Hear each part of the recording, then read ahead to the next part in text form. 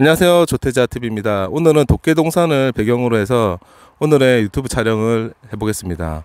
제 유튜브의 컨셉은 제주도의 여러 경치 좋은 것을 배경으로 해서 조기 은퇴 이야기, 바이오족 이야기, 그리고 재테크, 그리고 부동산 관련 강의 같은 것을 이제 진행할 예정입니다. 어떤 분이 초보들을 위한 아주 쉬운 부동산 강연 같은 것도 기억해 주면 좋겠다 하셔가지고, 그런 것도 뭐 어떻게 시작을 하는지, 뭐 부동산 투자를 할 때 유의할 점, 뭐 이런 것들을 이제 천천히 강의식으로 또 기획을 해 보겠습니다. 오늘의 말씀드릴 이제 주제는요, 순자산 사옥으로 어떻게 20억을 만들었는지에 대한 이야기를 천천히 해보려고 합니다. 저 같은 경우에는 이전에도 말씀드렸지만 조선소에 근무를 하면서 그때 연봉이 한 4천 정도였는데 2,500만 원 정도를 매년 저금을 했습니다. 그래서 4년 동안 저금을 해서 1억의 종잣돈을 만들고요. 그렇게 이제 결혼을 해서 맞벌이를 하면서 한 면 연봉 이상을 저금을 했습니다. 그래서 거의 3억을 추가로 더 저금을 했습니다. 저금을 하는 동안에는 그냥 단순히 공부를 하고 있으면서 이제 적금에만 이렇게 들어갔고, 그 기간에 계속 이제 시장을 관찰하고 공부를 했었는데요. 저희가 서울에 살고 있었는데 서울에 아파트를 살 기회가 있었습니다. 건대역에 이제 자양동이라는 곳에 저희가 살고 있었는데, 여기 아파트가 거의 6억 3천 할 때였는데 저희가 매수를 할까 말까 하다가 너무 50%의 대출을 받는 게 부담스러워서 안 샀는데, 그게 지금 15억이 넘었습니다. 그래서 좀 안타깝긴 한데, 그 당시에 제 생각은 그렇게 1년에 16년부터 거의 한 3억씩 서울 아파트가 오르는데, 처음에는 저는 이거는 말도 안 된다, 이거는 뭐 조만간 조정이 될 거다, 원래 자리로 돌아온다 생각을 했는데, 시장을 제가 공부하고 계속 관찰해 보니까 이게 한 지역만의 문제가 아니고 주변으로 계속 갭매우기를 하면서 확산되는 분위기를 제가 느꼈습니다. 그래서 그대로 이렇게 가만히 있으면 안 되겠다 싶어서 우리도 그러면 투자를 이제 해야 될 시기다라는 걸 와이프랑 이제 합의를 하고, 저희가 그 결정을 한 내용이 있었거든요. 그러니까 어떤 투자를 하기 전에 먼저 작전을 잘 세워야 됩니다.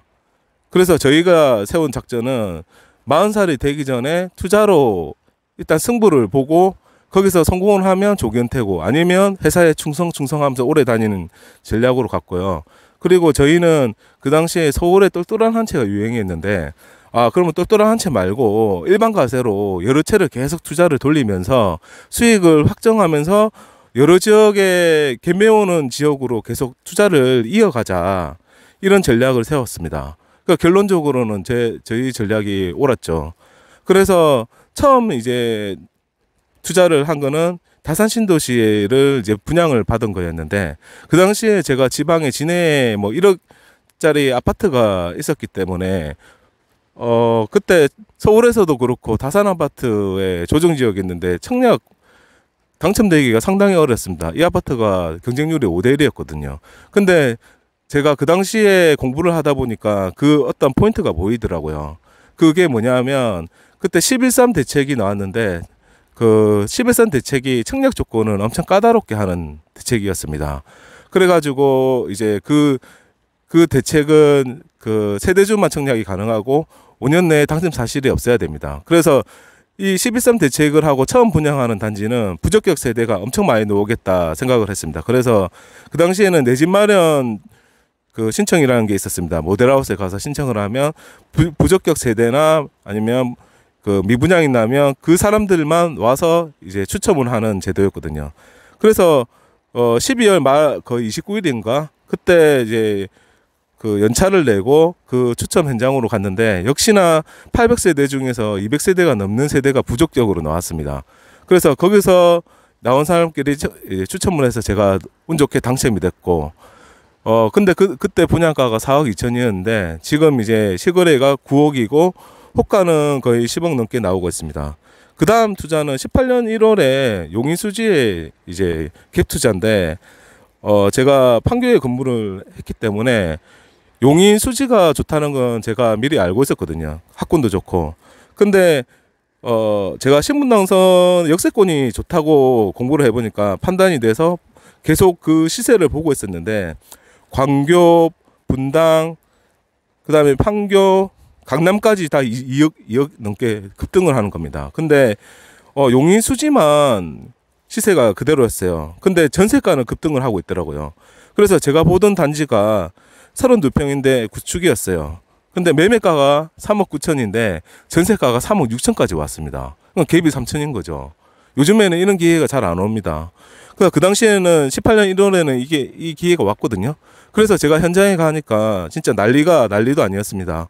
그때 투자자들하고 실거주자들이 다 엉켜가지고 서로 매수하겠다고 줄을 서고, 진짜 제가 점심때 뭐 집을 보러 갔는데 그 다음 타임에 보기로 한 사람이 집도 안 보고 계약금을 쏘고 뭐 이런 현상이 막 그 당시에 일어났거든요. 그래서 빨리 아무거나 계좌를 받아서 일단 계약을 해야 되겠다 싶어서 얼른 갭 3천으로 이제 계약을 하고, 그다음에 이거는 또 하나 더 오르겠다 싶어서 그냥 하나 더 여유 자금으로 투자를 더 했습니다. 그래서 예상같이 바로 이제 급등을 하기 시작했는데, 저희는 조정 지역 되기 전에 바로 일반 가세로 매도를 했습니다. 그렇게 해서 이때 제가 이제 갭투자 3천 용인 수지 후기라는 글을 아름다운 내집 갖기에 이제 게시를 했습니다. 그래서 여기는 일반 가세로 뭐 3천 투자를 해서 1억을 올랐으니까 거의 순수익으로 수익률이 200~300% 정도 됩니다. 그 돈을 가지고 계약금을 받아서 18년 8월에 다시 GTX의 역세권 이제 파주 운정의 힐포화라는 곳을 제가 또 개발합니다. 거의 또 찾아내죠. 그래가지고 그때 입주장이 프루지오하고 힐스테이트가 이제 2000세대, 3000세대인데 여기에 5000세대가 동시에 입주를 하니까 이제 프리미엄이 일시적으로 떨어질 거로 제가 예상을 했거든요. 근데 실제적으로 진짜 프리미엄이 3000까지 떨어졌습니다. 그래서 그 3000을 매수해서 이제 임대사업자를 등록을 하고 월세를 세팅을 했습니다. 그런데 그게 지금 몇 년이 지나 보니까 또 뭐 한 4억 정도가 올랐고요. 그리고 또 한 번에 또 기회가 오는데 이제 상기 신도시가 발표가 나면서 창릉 신도시가 생긴다는 겁니다. 그래서 운정 중흥이 이제 GTX의 역세권인데 이제 분양을 하는데 사람들의 이제 투자 심리가 확 죽어버립니다. 근데 저는 GTXA가 이제 장기적으로 엄청 잘 될 거를 그때 예상을 했거든요. 그래서 그 믿음으로 와이프 통장으로 넣었는데 다주택자임에도 불구하고 경쟁률이 1대1이 나와가지고 저희가 당첨이 됩니다. 만약에 1.5대1이었으면 저희가 당첨이 안 됐을 겁니다. 그래서 이제 여기를 또 계약을 했는데 또 여기가 또 한 4억 정도 올랐고요.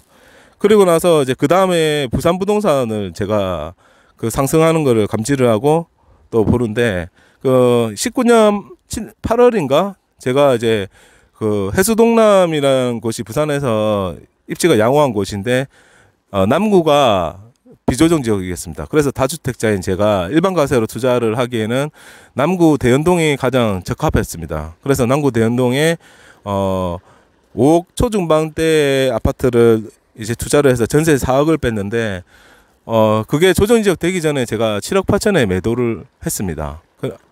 그래서 이제 그 아파트를 매도하고 나니까 이제 일반 가세로 8천만 원 내고 양도세 8천만 원 내고 수익을 1억 6천 정도 남기게 됐고, 그 다음에 해운대 조정지역 풀리는 날에 또 해운대에 투자를 하고, 그래서 이런 식으로 또 그 다음에 또 사직동 대연동을 팔고 나서 또 사직동에 투자를 하고, 그런 식으로 사고 팔고를 계속 일반 가세로 내면서 계속 이어가고, 그 다음에 좀 많이 오른 것은 이제 비과세 전략으로 세 군데를 만들어 놓습니다. 그래서 그게 다산 신도시는 거주주택 비과세로 준비를 하고, 운정 힐스테이트는 임대사업자로 양도세 50% 감면으로 진행을 하고, 운정 중흥은 나중에 또 비과세 전략으로 또 만들고, 이런 식으로 하니까 현재 이제 그 세금을 낼 거는 양도세를 내고 또 비과세로 갈 거를 또 만들고 하니까 제 자산이 뭐 대략 순자산 20억은 넘더라고요. 그래서 제가 이런 식으로 이제 투자를 했던 과정을 간략하게나마 소개를 해드렸고요. 그 과정 안에서 제가 그 선택을 중간중간에 했을 때에 이제 그때에 왜 그런 선택과 생각을 했는지에 대해서는 천천히 제가 다음 영상을 통해서 계속 말씀드리도록 하겠습니다. 그러면 오늘도 좋은 하루를 보내시기 바랍니다. 감사합니다.